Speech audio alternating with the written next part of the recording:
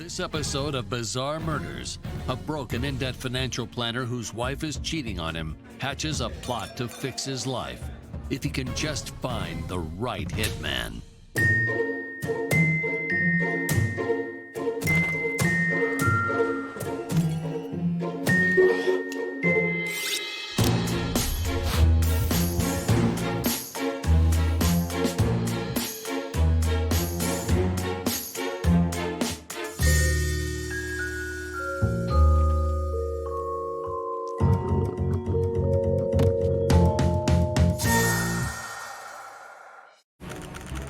Houston, Texas, 2010. This is Ron Martin, an out-of-work financial planner, and his wife Jane, a part-time nurse. They've been married for 10 years, have fallen out of love, and have no children. Ron is eating breakfast and watching internet porn. Jane believes Ron is rich, so she's been cheating on him with a doctor at work for over a year, hoping Ron will divorce her and she'll get a settlement. She takes an Oxycontin as she gets ready for work. So obviously, this is not a healthy relationship, but there's something else. Ron has a secret. He invested heavily in video stores. And the genius lost his tail. Now he's got to find a way out. Jane left her phone in the kitchen and it buzzes. It's a text from Dr. Kevin Lee, Jane's lover, confirming a plan to meet her at a hotel after work. He gets an idea. Ron goes into the bathroom to hand Jane the phone and tells her they're about to take out a new investment, a very, very big life insurance policy. So here's a free life hack. If your spouse puts a large life insurance policy on you with them as the sole beneficiary, sleep with one eye open.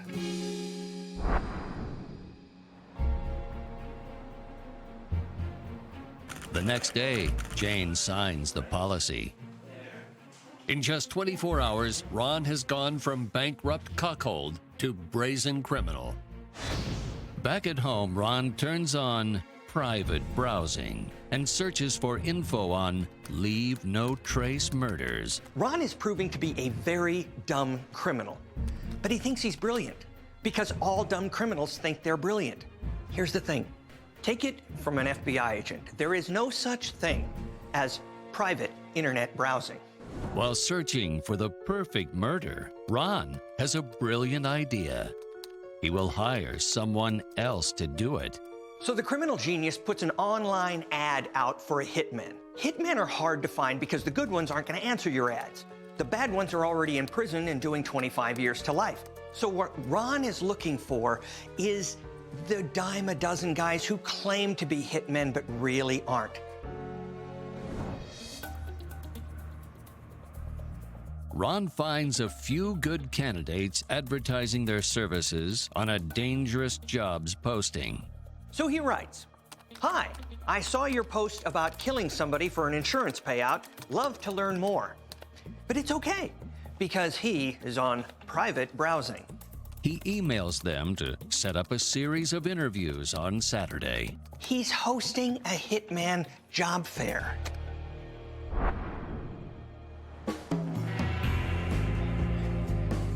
So where else would you meet a hitman you met online to kill your wife? In a seedy bar. Ron meets the potential candidates. I've had lots of years. Lots and lots of years. One after another. Some have potential.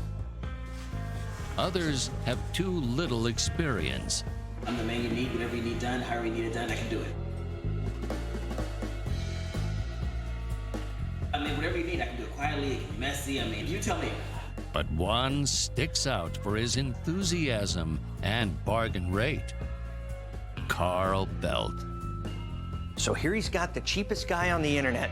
What could go wrong? Ron gives Carl a photo of his wife, Jane Martin, and a picture of her car. He tells Carl about Jane's daily activities, where she works, when she leaves the house, and asks Carl to take care of this before the weekend.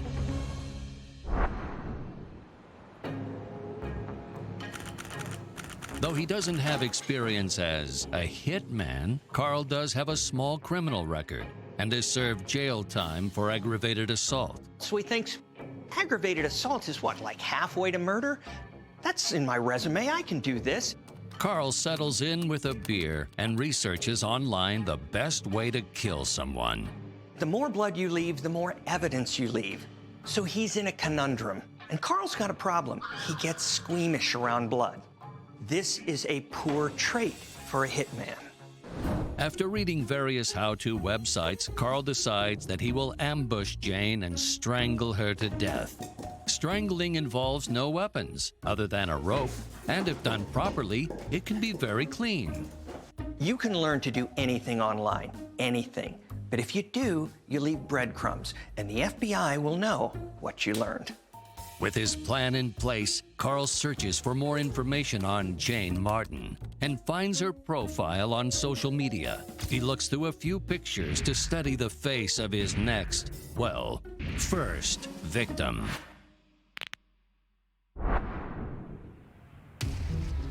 The next morning, Jane Martin leaves for work at the hospital.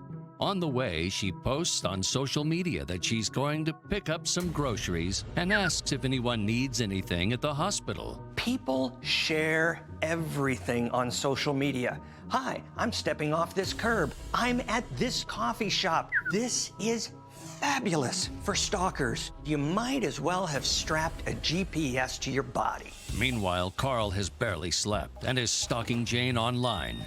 He sees her post and realizes this is his chance to take care of business. Carl is thinking, being a hitman is the easiest thing in the world. All you have to do is show up and kill someone. Oh, Carl, you don't have a clue. Carl approaches the grocery store and spots Jane's car in the parking lot. He waits till she goes inside, then exits his vehicle and approaches hers, and tries to see if the door is unlocked so he can hide in the back seat. But the door is locked. He is momentarily at a loss for what to do. Carl hides behind Jane's car and waits. Jane Martin is now on her way back outside with her groceries and a box of donuts. Jane unlocks her door, and while she is putting the donuts in the car, Carl ambushes her. Carl uses a rope and a technique he's learned from watching strangling video tutorials online. Jane puts up little fight, and her life is lost. Carl has moved Jane Martin into the passenger seat. They take off. Carl then makes a call to Ron to inform him the job is finished. Well, hey dude, I killed your girl. You sure? Ron is delighted and sighs with relief. He says the insurance money will take a few weeks to arrive, but he will reach out to Carl to settle up when it does. Ron decides to celebrate and heads out that afternoon to get some happy hour drinks with friends. He has more than one too many, and no one knows he is secretly celebrating his wife's murder.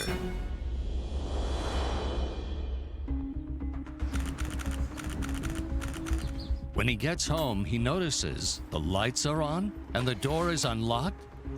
Someone is there. He smells something cooking and cautiously heads to the kitchen, where he is greeted by what should be his dead wife, Jane. So say you're Ron. That's when you go back in your short-term memory and think, what did I drink? Hey, honey. Oh, really? In the middle of the day?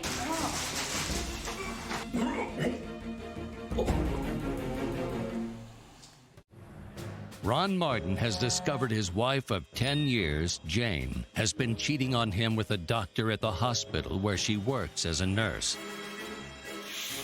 Ron decides he's going to murder Jane, but he's not going to do it himself. Ron hires Carl Belt, who kills Jane Martin. But after a night of drinking and secretly celebrating her death, Ron gets home and can't believe what he sees. Jane is still very much alive and making a delicious pot roast. Hey, honey. He says hello to her, then exits the room and immediately calls Carl. Hello? What the hell did you do? You killed the wrong woman! What do you mean I killed the wrong person?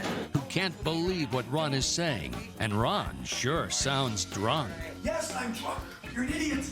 You know when your boss said, hey, you screwed up this job and it was embarrassing and you were sweating it out? Imagine how Carl's feeling right at that moment. He's told that you didn't kill my wife, and he's remembering, yeah, I pretty much sure I did. And so now you don't know whether you're dreaming or whether Ron's trying to rip you off. You have no idea what to think. And Ron is sitting there saying, what's going on?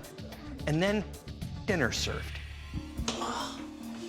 In order to prove his point, Ron snaps a selfie of them and sends it to Carl. What? No, get off of me. He sends it to Carl. Carl's got to be thinking to himself, I killed somebody. If it wasn't Jane Martin, who did I just kill? Carl looks at the photo and something doesn't seem right. He pulls up Jane Martin's social media profile. Multiple Jane Martins come up. Carl compares the profile of the Jane Martin he killed with another Jane Martin. Oh my God. He is stunned at how closely they resemble one another They have the same car? and nearly faints. So Carl has killed the wrong Jane Martin. I mean, yes, there are two Jane Martins in Houston, and yes, they looked alike. Carl even did his homework, but he did it poorly. As if this case couldn't get more bizarre, it does. You see, the now deceased Jane Martin turns out to be an awesome human being. She works in a hospital. She never misses a day of work. She brings donuts into work. Everybody loves her. And Carl has killed her for no reason. But in an ironic twist, Carl could be home free at this point because he had no motive to kill this Jane. So the police have nothing to go on. They don't even know where to start. You don't put in your mind an accidental killing. He's home free if he walks away at that point. What's so hard about this kind of case is that police trace motive, they trace means, they trace connections, and there's no connection. There's no motive in this case to kill that particular woman. Even if it's insanity, there's indications of it at the crime scene. This has nothing. Carl is home free if he just keeps his head down and never does anything wrong again. Jane Martin and Ron's wife looked a lot alike, but their personalities could not have been farther apart. Ron's wife, Jane, was kind of unpopular. The men liked her, the woman didn't. She talked down to people. She came off as arrogant. She was just nobody's favorite. Yeah. Her co-workers also knew that even though she was married, she was having an affair with Dr. Lee, and she would also talk trash on her husband. She said that he was a deadbeat and that he had no sex drive. The surviving Jane Martin was also known to have recently fired a nursing intern, Keith Marshall, by blaming her own sloppy and misfiled paperwork on him. You're fired today. Get your stuff and get out! One day after she cooks dinner for her husband and finds him acting strangely, she finishes up work, puts away some things in her desk drawer, and inside finds a note that says, "Death to you." Jane is terrified at the discovery of the message. She tries to reach her love doctor, but he doesn't answer. Did you leave this note in my desk? This is not funny. So she frantically calls her husband, Ron, and leaves a message about someone trying to kill her. You need to call me as soon as you can. Ron Martin discovered that the hitman he hired to murder his wife, Jane Martin, made a bizarre and lethal mistake and killed the wrong woman named Jane Martin. You got the wrong woman. The hitman Carl Belt now realizes what he has done and is determined to kill the right Jane Martin to get his insurance payout. Meanwhile, the real target, Jane Martin, is alive but fearful after receiving a death threat at her office. Jane frantically leaves her husband Ron a message that says she's going to leave work early because she's terrified. She makes a post on social media that she got a note that someone is trying to kill her. Carl sees the post and leaves for work. And this time, Carl is not going to waste his opportunity to kill the right Jane Martin. Jane is walking to her car, but this time, Carl has planned things well in advance. Carl is hiding behind the stairs near the parking lot. He sees that the Jane Martin he is about to kill drives the same model of car as the Jane Martin he already killed. When Jane turns her back on him, Carl rushes out behind her and starts choking her with the same rope. He pushes Jane into the passenger seat, where she goes out of consciousness. Two wrongs never make a right. An experienced hitman would never try to make good on this crime. And if they did, they wouldn't do it in the exact same way at the exact same place. And most importantly, they wouldn't rush it. Carl steps into the driver's seat and takes off. While in the car, Jane wakes up. She realizes she's been kidnapped, but she pretends to be dead. Carl is driving erratically. Jane pocket dials 911 on her phone. An operator answers and hears what's going on. Carl glances over and realizes Jane is still alive. She tries to fight him off. The first murder went so quickly, Carl just assumed the second one would too. But this is no plain Jane, and she is fighting back. But Carl eventually wins. Carl then decides it would be the smartest thing to take the body to the exact same place he took the first body. Carl believes that at the end of this rainbow is a pot of gold. He chose the wrong rainbow. At the end of the one he's following is a prison shower. He's thinking, what can go wrong? He's like an ant doing the same thing over and over by rote, but he's doing the wrong thing. So it's the next day, and police now have two suspects. The first is the ex-intern Keith. Now, Keith has admitted to the police that he left a death threat in Jane's desk drawer. I can explain that. Yeah, that's creepy. Yeah, that's horrible. But it's not a conviction because he has a solid alibi. And that alibi is corroborated by everyone who works with him. All right, thank you. The next suspect is the logical one, Jane's spouse, Ron Martin. Now, police have already learned from her coworkers that she was having an affair. That's motive. Then they found out that just days before Jane's murder, Ron took out a large insurance policy on her life with him as the sole beneficiary. So what you've got now is motive, proof of motive, but you're lacking one important thing. They don't have physical evidence to connect Ron Martin with his wife's murder. But the police have another mystery to figure out. Two Jane Martins dead within just several days of each other. Is there a serial killer out there?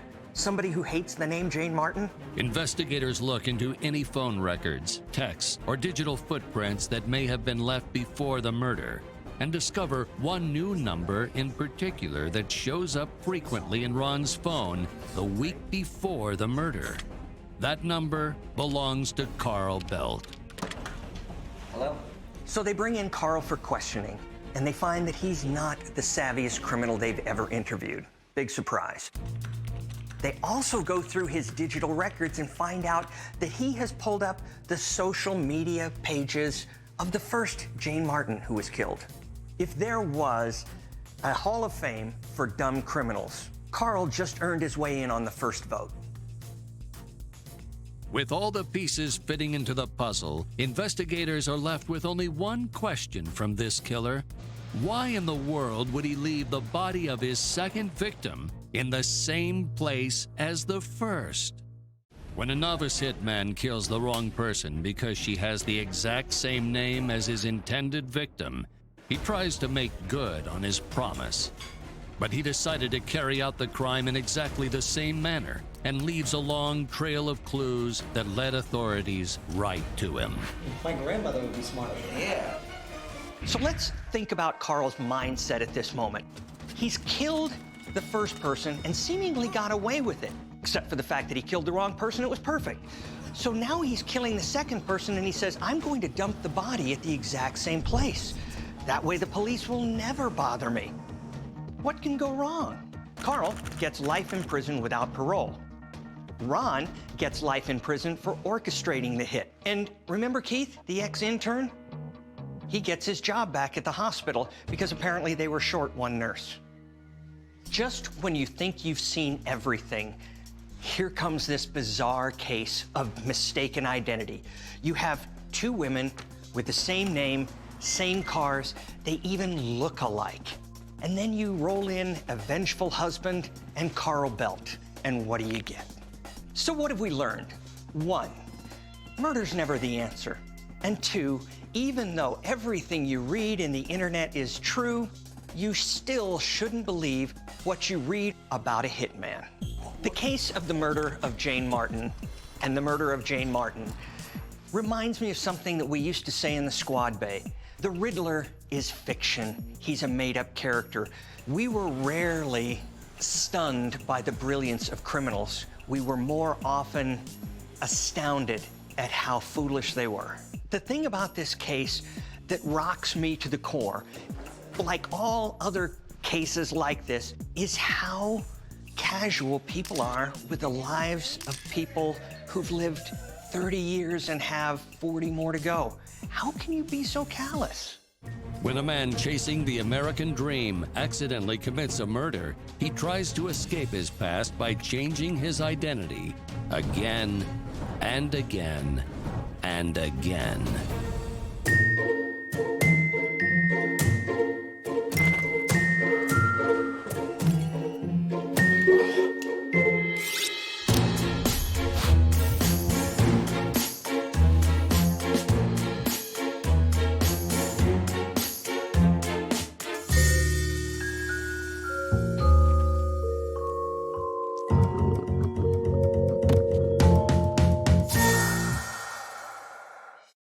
Heidelberg, Germany, 2004.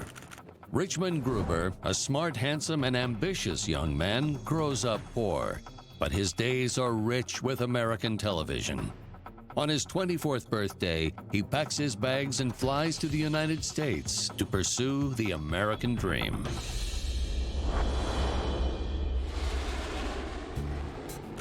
Cox's Creek, Kentucky.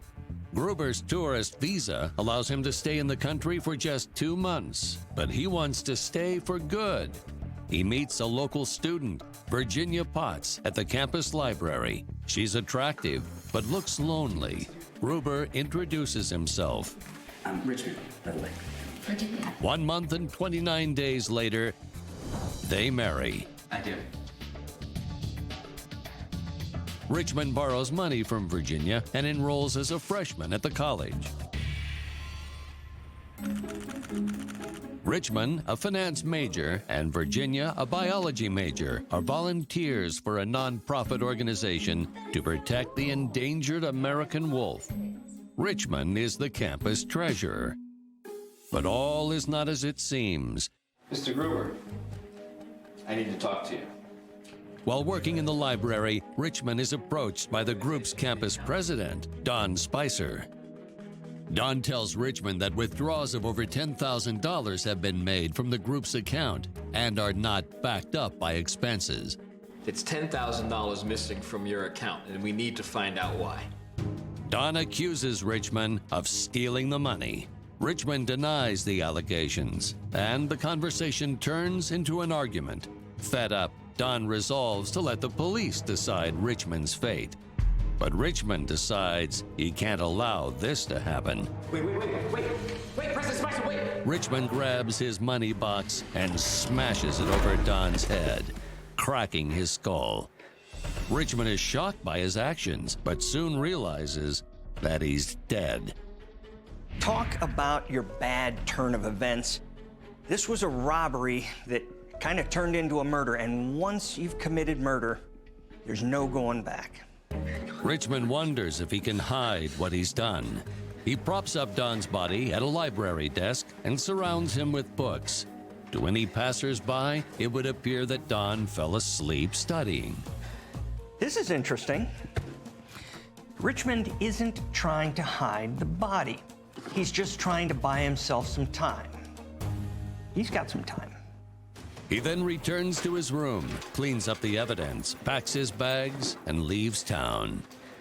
On his way out of the dorm, he sends a text message to his wife and then throws away his phone. With the money he stole, he pays cash for a bus ticket west. While Richmond is technically a fugitive, he's given authorities no reason to suspect him of anything. He just looks like a bum who's left his wife, and he's left no evidence.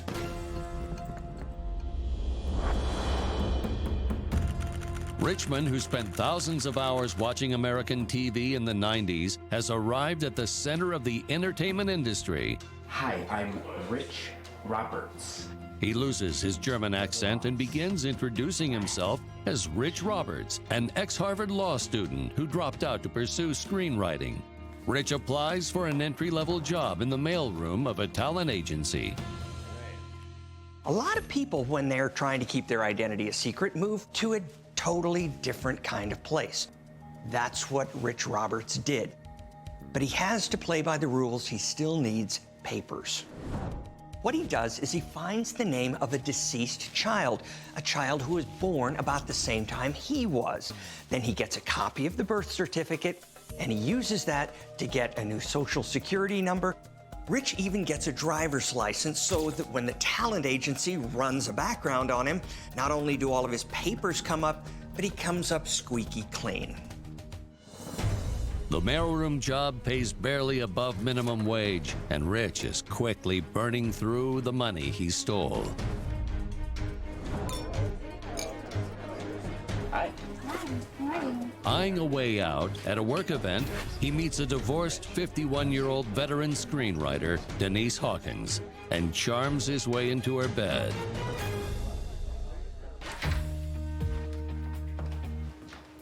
Within a week, Rich moves out of a hostel and into Denise's beautiful Beverly Hills home. Yeah, I was in Harvard Law. He tells her all about his law school days and his childhood in rural Pennsylvania, including being pen pals with Francis Ford Coppola. It's so awesome. It's all a lie, of course, but he's really good at telling lies. All of these guys are. And they have no moral problem with doing it. It's just part of doing business. I know. He's so fun. I'm so happy he's here. Denise tells everyone that the talented young artist is simply renting a room at her house. Mom, I'm home. But her own son, John, suspects otherwise. John, a military intelligence officer in the Marines, has just arrived home for 2 weeks' leave, and he's not a fan of his mother's new house guest. Not really. John Rich. Rich. He senses something flimsy about Rich's charming stories. John's a sharp guy. In the service, you meet a lot of people, you see a lot of things, and your BS detector is at high gain.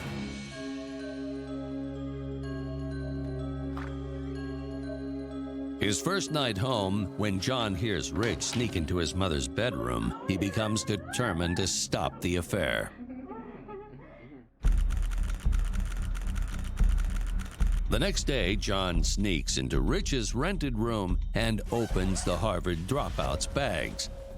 He rifles through Rich's belongings and takes his tourist visa. He finds a journal with handwriting in German on some pages. John drops the notebook on top of the bag and leaves armed with information to confront this so-called Rich Roberts. John isn't afraid of any confrontation, which is why when Rich returns to his room, he finds his bag unzipped and his notebook open. John is having breakfast when Rich walks in and says hello to him in German. Guten Morgen. John does a double take. This is not what he expected. Probably didn't expect to have bratwurst for breakfast either.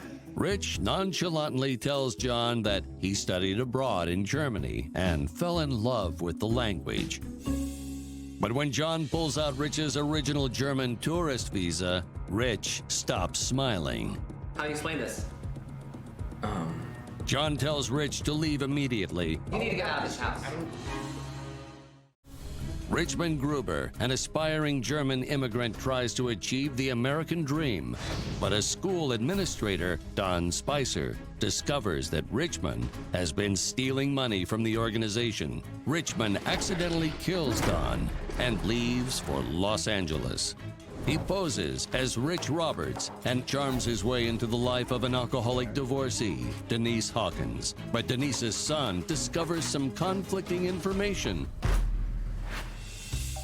Sorry we got off on the wrong foot, okay? Yeah, me too. Rich invites John to the backyard to try and smooth things out by talking guns and drinking beer. John seems hesitant but likes guns and beer too much.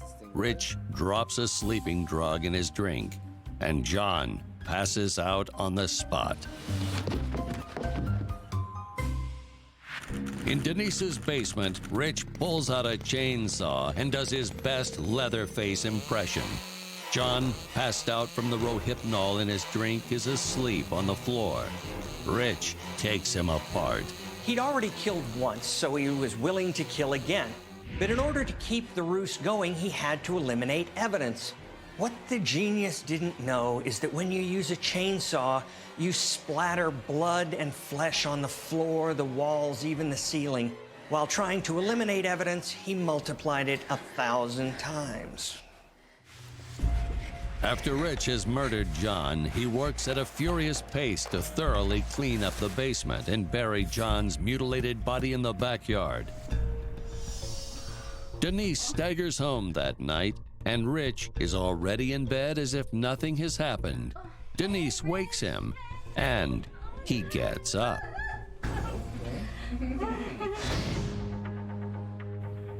The next morning, Rich is making breakfast for a hungover Denise. You all right? Yeah, I'm good. She wonders where her son John is. Rich informs her that after going out last night, John received a top-secret directive from the Marines and had to leave right away. And it was hard to see him depart. Almost a year has passed, and John Hawkins has not returned to his mother Denise like Rich told her he would. Rich has one more loose end to tie up. First, he quits his job and doesn't answer any more calls, texts, or emails. He plans to poison Denise by tainting her drink.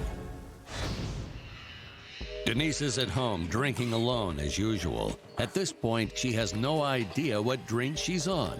She starts to feel a little queasy and heads to the bathroom to throw up. She mistakenly slips and hits her head on the hard porcelain rim and passes away. Rich walks up to the house with a bottle of wine and the Rohypnol. He smells something nasty in the air. He walks in and sees something he never expected. Denise is dead. Rich suddenly realizes his job is done here and slowly walks away. Rich realizes Denise drinking herself to death has wrapped up a few loose ends. But he has to push the reset button now because there's another dead body in his life, which means a new name, a new location, a new job, and more. Rich decides to take off in John's new car. He needs cash fast, and one way to do that is sell John's vehicle. Rich posts an ad to sell the car on some online classifieds, but decides he has only one option at this point, and that's to ditch the ride and leave. Ditching the car is really the smartest and the only thing Rich can do, because a lot of people don't realize cars have their own fingerprints. It's called the vehicle identification number. And as soon as you enter that into computer databases, it tells you everything from the day it was built to the last owner. Rich knows it's time to shift gears and start the next chapter in his life. Meanwhile, a reality TV house flipping show is filming a renovation of Denise Hawkins' home, except they don't say that the previous owner died there. The owner decides that he wants to install a brand new pool. During the renovation, he discovers the remains of a mutilated body. The authorities are not able to make an ID, but we know they're the remains of John Hawkins. So now, Denise and her son John are the two roads that will take us to the true identity of Rich Roberts. But they're both dead. So we're left with no leads, no evidence, nothing that will tell us that Rich Roberts killed John and Denise. The murderer Shapeshifter, formerly known as Richmond Gruber, then Rich Roberts, has now taken the identity of a high roller professional poker player, Richard Regal. I call. His charm and attitude makes him appear as if he is perhaps from royalty and playing on an unlimited amount of funds. Meanwhile, John Hawkins' abandoned car is found in the outskirts of Las Vegas. Authorities determine then that Rich Roberts is a person of interest in his disappearance. An all-points bulletin for Rich Roberts goes out to the Las Vegas police and all the regional authorities. German immigrant Richmond Gruber is accused of stealing money and kills the accuser. He escapes to Los Angeles, changes his name to Rich Roberts, charms a wealthy alcoholic widow, and then kills her son, John. Rich then heads to Las Vegas for a new role as Richard Regal, but the law's catching on to his game. Investigators find Richard's address and are surprised to discover that such a popular high roller actually lives on the outskirts of town. They break in, but he's gone without a trace. 1 month later, Rich Regal has relocated and is now masquerading as Rick Kennedy. He claims to be a distant relative of the famed Kennedy clan. Rick meets and quickly proposes to a real estate mogul, Kelly Davis. Rick is now on his fourth identity. Fourth. And here's the problem. You've got Joe Schmo turning to John Doe. Well, Joe Schmo doesn't have fingerprints on file, neither does John Doe. Ultimately, you have to find the original person. Rick convinces Kelly to elope. He doesn't provide Kelly with much detail besides that most of his relatives have died or are too busy to attend a wedding. Kelly is okay with that, but she asks that Rick at least have a best man, so her dog Oliver fulfills the duty. Come on, if you're getting married, that's something you gotta look into. But maybe Kelly was afraid of what she'd find out. Kelly asks Rick to join her real estate empire. He does surprisingly well, and the empire grows. He also seems to enjoy his new life of luxury and hobnobbing with the Phoenix elite. Kelly gives birth to a son, Ricky. It is the first child for both.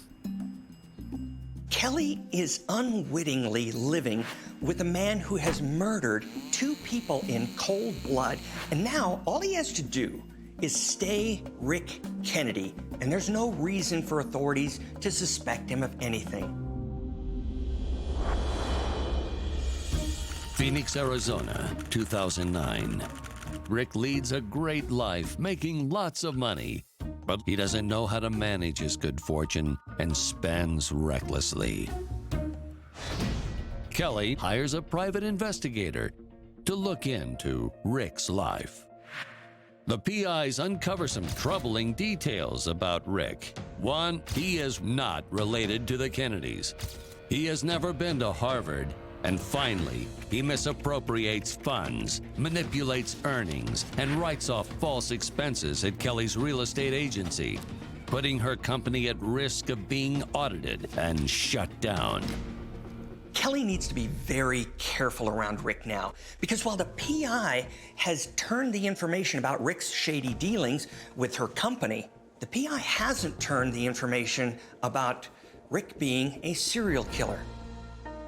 In a letter, Kelly has laid out the grounds for a divorce. She says she intends to get full custody of Ricky and has decided to relocate to London, England.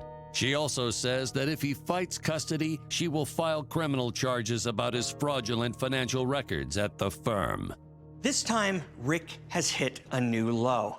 But it could have been worse. Kelly could have had him busted for a whole bunch of things, even though she didn't know the cold, hard truth about his past. And now, Rick can't even fight for custody of his son, because when you do that, you're giving people permission to look into your background. And if you looked into Rick's background, what would you find? Murder. A year later, the divorce final, Rick faces a new harsh reality. He only gets to see his only son under court supervision 3 times a year. He spirals into a year-long depression. At this point, Rick is at his most vulnerable point. Sociopaths never care about anything, and they don't know what to do when they do. And Rick wants his son back. On a visit to Phoenix, Rick is ecstatic to see his son, even though a court supervisor is present. The two spend the afternoon playing sports and having a great time. Daddy, I love spending time with you. But when Ricky Jr. is set to leave, Rick tells the court supervisor he needs to move something in the front seat. It's another ruse. Rick punches the supervisor and jumps into the driver's seat himself.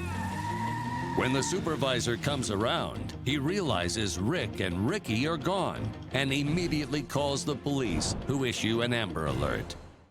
Rick Kennedy is a multiple identity shapeshifter who has assumed various personas over the years to protect the various murders and crimes he has committed. He has never been caught, but now is on the run. He's kidnapped his own son Ricky, but it's only a matter of time before Rick and Ricky are found. Rick couldn't tie up this loose end, and his court supervisor was able to provide the car description, the license number, and most importantly, the identity of the kidnapper. Now, the only thing police have to ask is, where are they going? Las Cruces, New Mexico. Rick doesn't get far. While getting gas, he is recognized immediately and arrested without incident. While Rick is in custody, investigators make some shocking discoveries. His fingerprints match that of a Richmond Gruber in Kentucky, tying him to the murder of a college administrator, Don Spicer. Police also match him as the missing suspect in the murder of John Hopkins over 7 years ago. The authorities charge the shapeshifter, known as Rick Kennedy, for kidnapping and aggravated assault, Richard Regal for using a false name and information used for criminal intent, Rich Roberts for murder, and Richmond Gruber for murder. He is sentenced to life in prison. After years and years, the man originally known as Richmond Gruber is finally taken down for dozens and dozens and dozens of crimes. If it hadn't been for wanting to be with his son, he'd still be out there. Maybe not as rich, but he'd be free. Ironically, it was humanity that brought an inhuman shapeshifter to justice. Coming up on Bizarre Murders, a 15-year-old boy disappears without a trace. 2 years later, he surprisingly reemerges in another country, but upon his return, things just don't seem the same.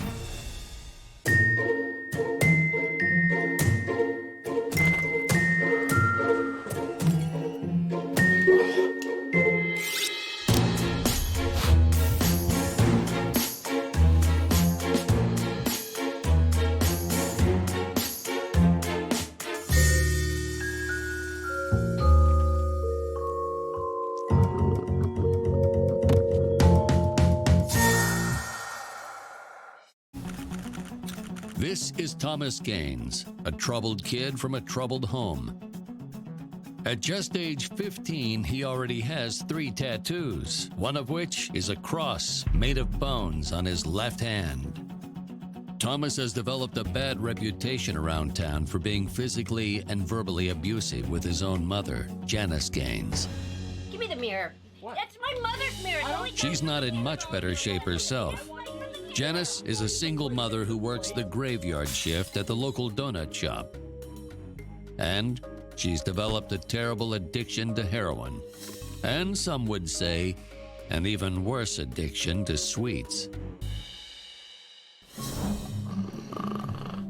Janice's favorite activity is snoring her days away, which is fine with Thomas.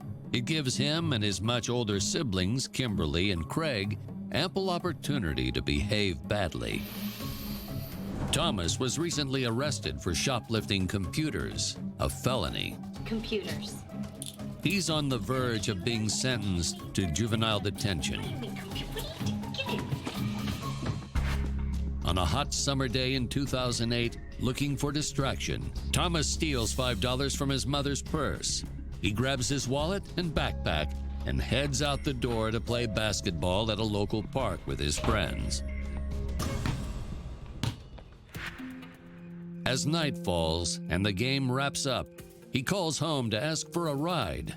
But as always, his mother is fast asleep. Annoyed, his older brother Craig tells him to just walk home instead. This is the very last time anybody will ever speak to Thomas Gaines. One quiet summer night, he disappears into thin air, and he's never heard from again.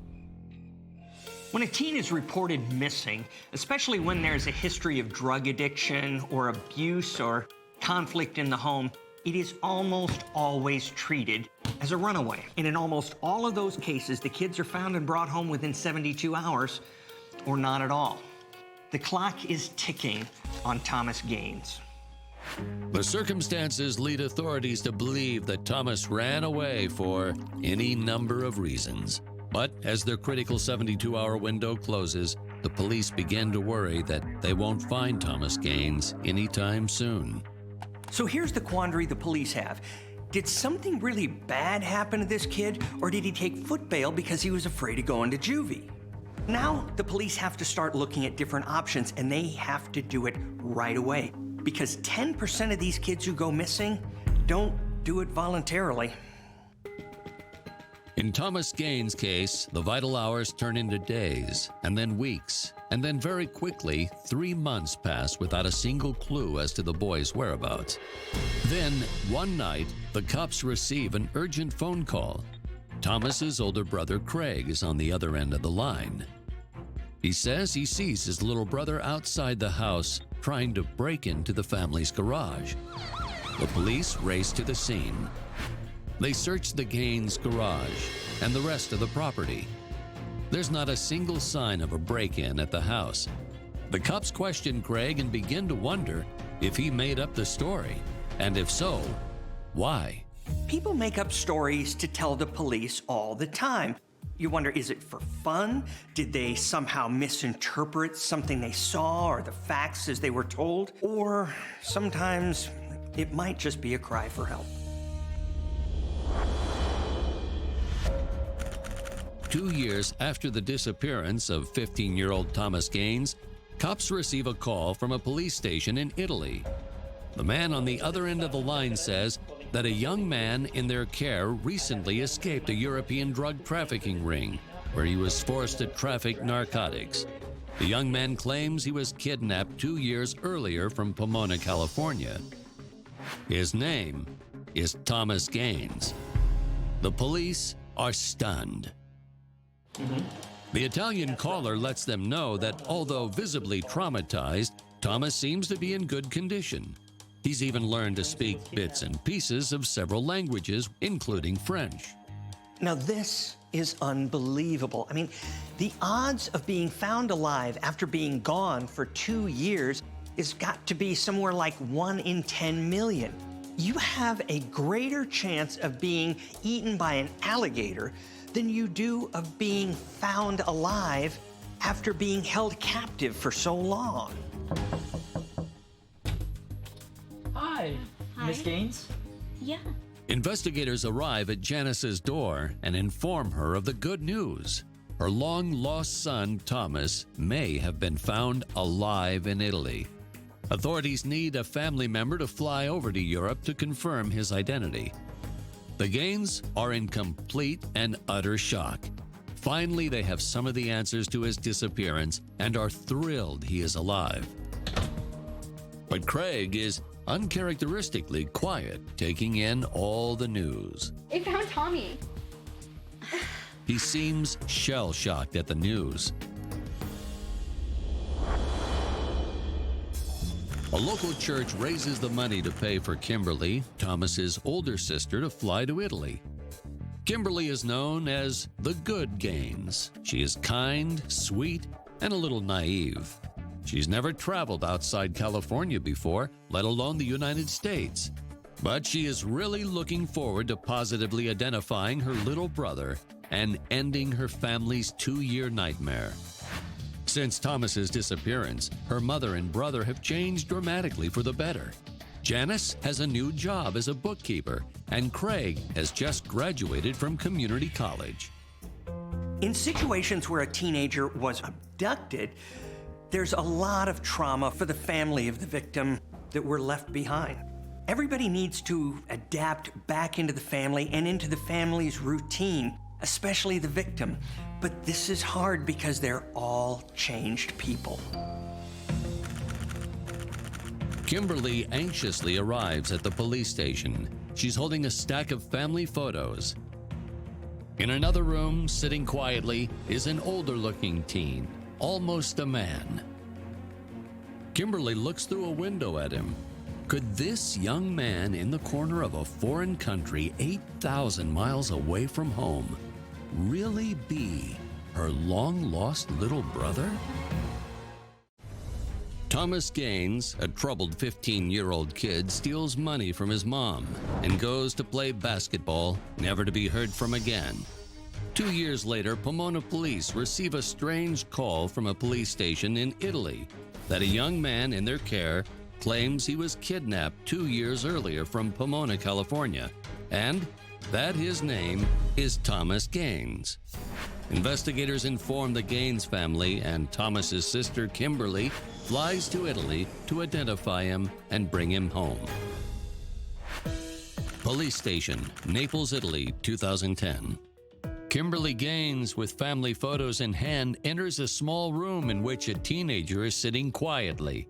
He quickly stands in disbelief. As he embraces her, she recognizes him immediately. On his left hand is his telltale cross tattoo. She quickly confirms to the authorities that this is her long-lost little brother.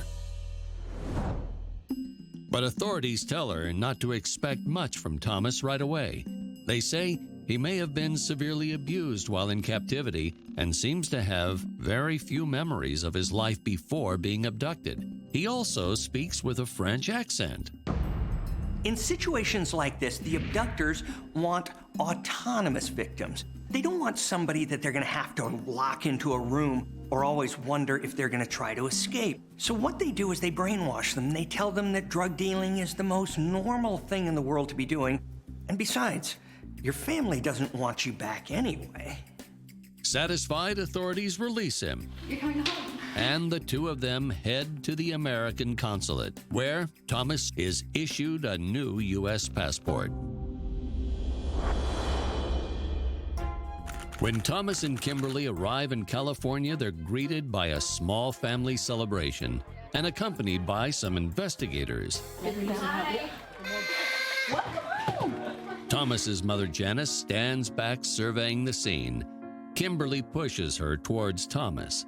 Janice looks at him in the eyes for a long time and then gives him a hug. Thomas looks around and realizes one person is missing, his brother Craig.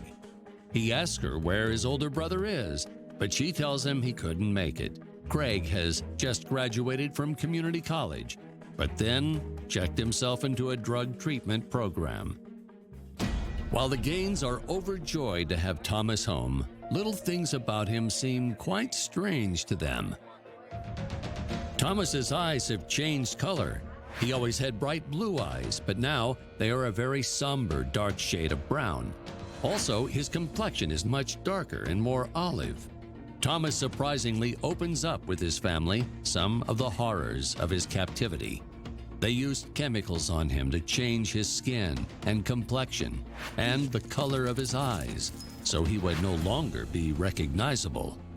The Gaines are rightfully horrified and want Thomas to get back to as normal a life as possible. Janice now lives in a very small studio apartment, so Thomas moves in with Kimberly and her husband in their trailer about 20 miles outside of town. Yeah, this is it. Yeah. He sleeps on a mattress on the floor. He quickly enrolls in the local high school as a senior. That's a much more rural life than where Thomas used to live in Pomona. Family thinks it's good for him to be around new schoolmates who don't know him from before and won't judge what he's been through. This is the story of a child who's been kidnapped, then transported to Europe by a drug trafficking ring, and then who manages to escape. It's the stuff of books and bad direct-to-DVD movies. A tabloid news program gets wind of Thomas's story and hires a local PI, Ron Dyson, to dig deeper into the story. Hello? Dyson shows up at Kimberly's trailer with a TV crew looking for Thomas. Thomas here. No. Kimberly asks them to leave, but Thomas walks out and volunteers to be interviewed. Dyson is stunned by the boy's thick accent and his broken English. Dyson compares a picture of 15-year-old Thomas with the 17-year-old teen before him and thinks something isn't right. After hearing Thomas's harrowing tale about how his eye color has been permanently altered, Dyson contacts several top ophthalmologists to ask if eye colors can be changed by injecting them with chemicals. They all tell him no. You can change your eye color with contacts, yeah, but with chemicals and eye drops, not so much. Dyson contacts a dialect expert to see if a person's accent could change so dramatically, and if they would forget their native language after 2 years. Again, the answer is no. I mean, they might pick up an accent, maybe even new ways of phrasing their sentences, but they're not going to forget their native language. Dyson takes his suspicions to the Pomona police, but they are distracted by another case, a possible murder. Thomas Gaines, a troubled 15-year-old kid from Pomona, California, suddenly disappears without a trace. 2 years later, the police receive a strange call from the authorities in Italy.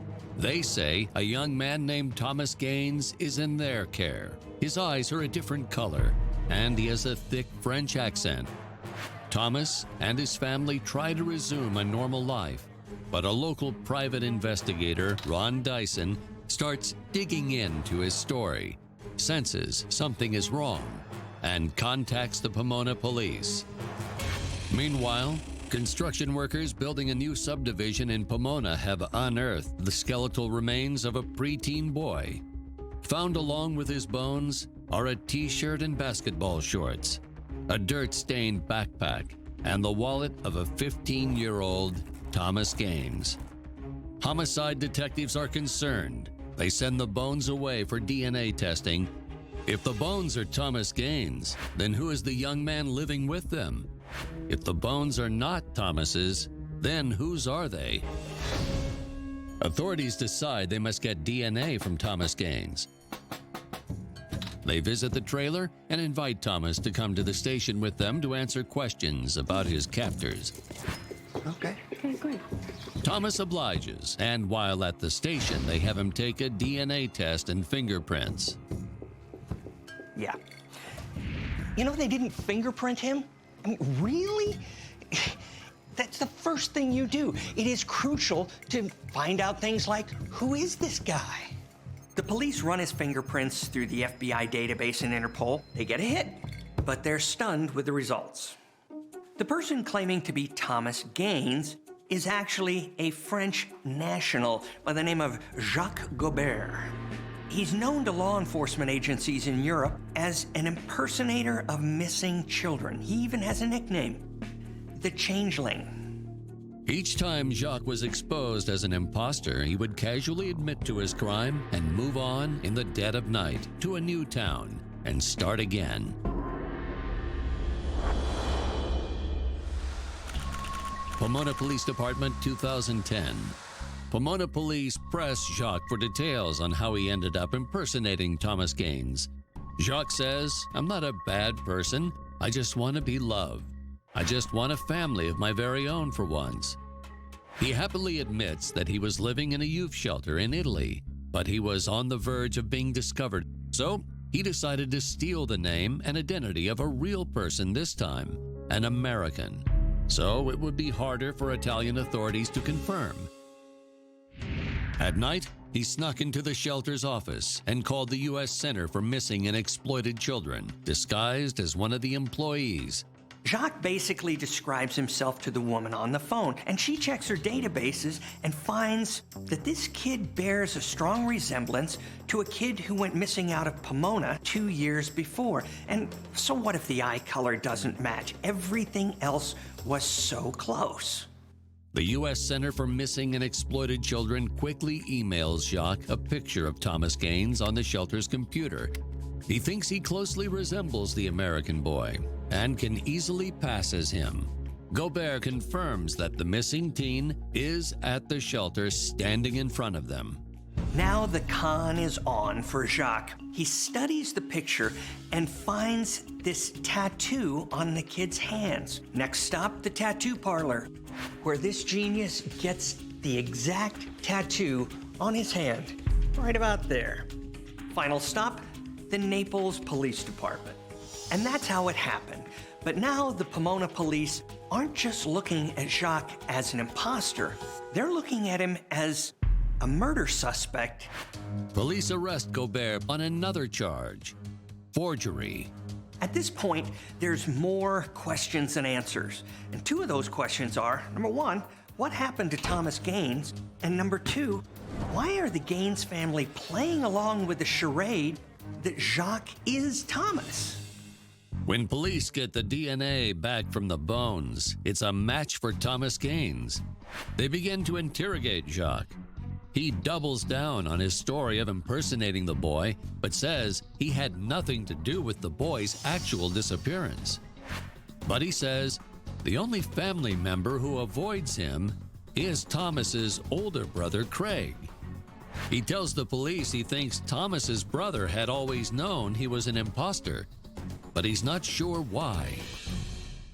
Jacques Gobert is a con man in his early 20s from France. He has duped a long-suffering family and authorities from 2 different countries into believing that he's Thomas Gaines from Pomona, California. But 3 months after Gobert moved to Pomona, the real Thomas Gaines' remains were unearthed by a construction crew. Jacques breaks down and admits he is an imposter, but has no idea who killed the real Thomas Gaines. Pomona detectives inform Janice Gaines about the discovery of her son's remains and the identity of the young man who had claimed to be Thomas Gaines. Janice is stunned and tearful. She says that she began to suspect the young man was not her son, but she so badly wanted to believe it. Craig is less emotional, but he denies knowing anything about his brother's disappearance. A few days later, the police visit Craig in his apartment to question him again. But they find him dead of a drug overdose, which they rule a suicide. Janice breaks down when police tell her the news about Craig. She knows why Craig killed himself.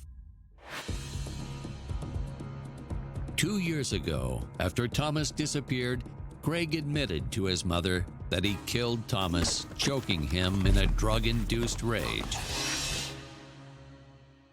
He buried Thomas's body in the woods, close to their house. Janice probably kept Craig's secret all these years because of her own guilt, shame, and to protect the one son she still had left. Janice Gaines is found guilty of accessory to murder and goes to prison for 10 years. Meanwhile, Jacques Gobert pleads guilty to perjury and possessing and obtaining official documents under false pretenses. For his callous and thoughtless impersonation of a missing boy, Jacques is sentenced to 6 years. This is a case with multiple tragic endings. It's the story of a family who loses a child only to have him resurface years later and then to lose him again to the most unimaginable circumstances. On the other hand, a man who just wished he had a family to love him went to great lengths to make that happen.